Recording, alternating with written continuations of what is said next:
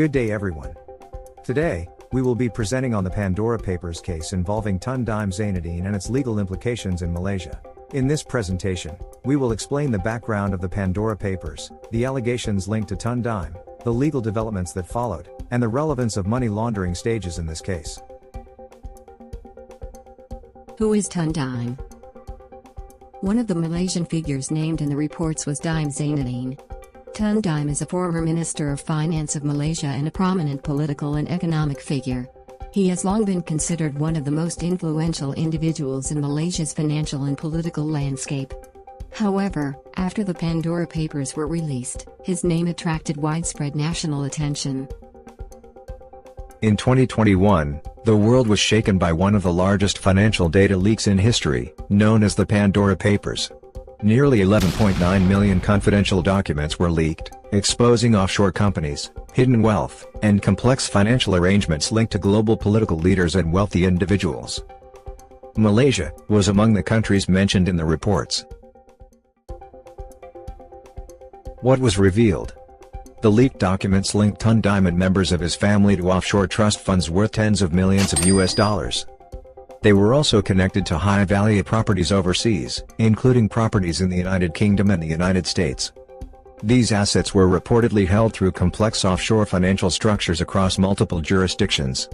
It is important to note that owning overseas property or offshore assets is not illegal by itself. When does it become a problem? The issue arises when assets are not declared when legally required, when the source of wealth cannot be clearly explained, or when there is suspicion that the assets may be linked to corruption or money laundering. In such circumstances, authorities may begin investigations to determine whether any financial laws have been violated. Court proceedings and legal developments.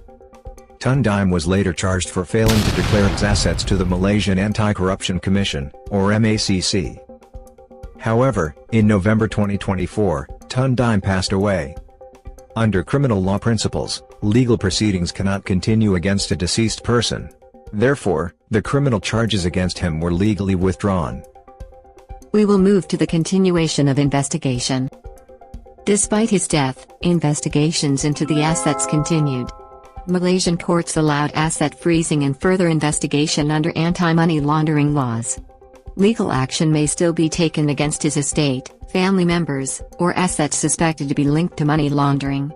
This demonstrates that financial investigations can continue even if criminal proceedings end.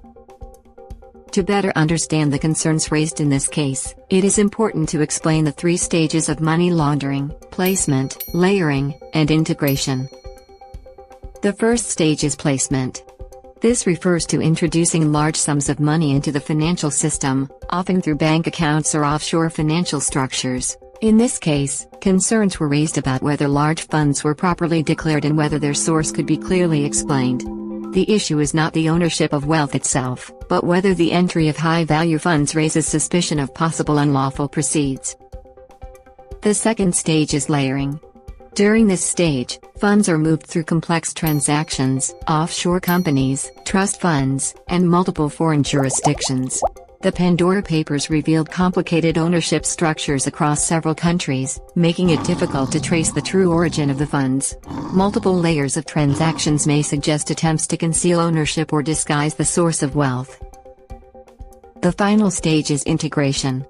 At this stage, suspected funds are converted into apparently legitimate assets such as luxury properties, commercial buildings, and long-term investments. Once integrated into the legal economy, the funds become difficult to distinguish from legitimately acquired assets. Last but not least, court decision. In conclusion, although the criminal charges against Tun Daim ended due to his death, Malaysian courts allowed asset freezing and investigations to continue under anti-money laundering laws. This case highlights the importance of transparency, asset declaration, and financial accountability. Ultimately, the case reminds us that legal accountability depends on due process, evidence, and proper judicial determination.